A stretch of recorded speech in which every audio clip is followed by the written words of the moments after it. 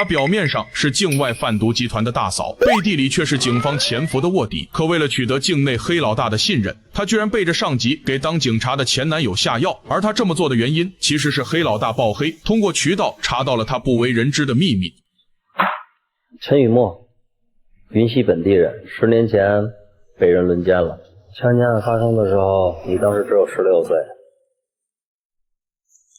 你有一个男朋友，是你实验中学的同班同学，他叫叶谦，而这个叶谦现在是警察。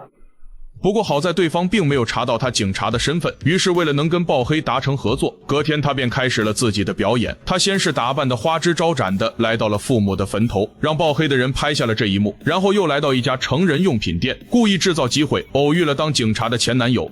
叶谦是吧？买东西啊？不是，查案呢。看到男人慌里慌张的样子，女人立马就意识到他已经上钩，随便寒暄了几句就准备离开。可结果叶谦却愣在原地不动，于是无奈的他也只好立马转头。加个微信吧，有空常联络。看着丹青坐着宝马离去，叶谦站在原地，久久不能忘怀。你这前男友一直看咱们呢啊？这么快就咬钩了，看来对你还是旧情难忘啊，是吧？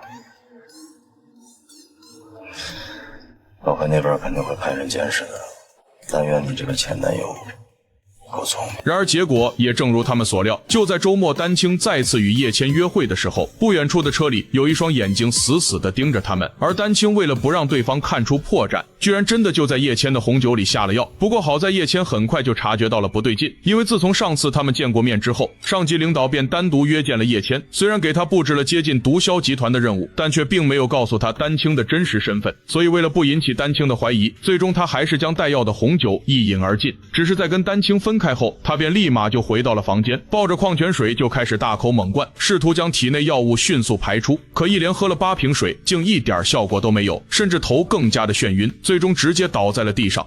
老大，检测过了，酒里下的确实是肉，纯度呢不算太高，但是头一次那个劲儿可不小。然而即便这样，爆黑却依然不敢相信丹青的身份。你说这一把，他真的就能信任我们吗？他不信也得信。不行，就再加点药。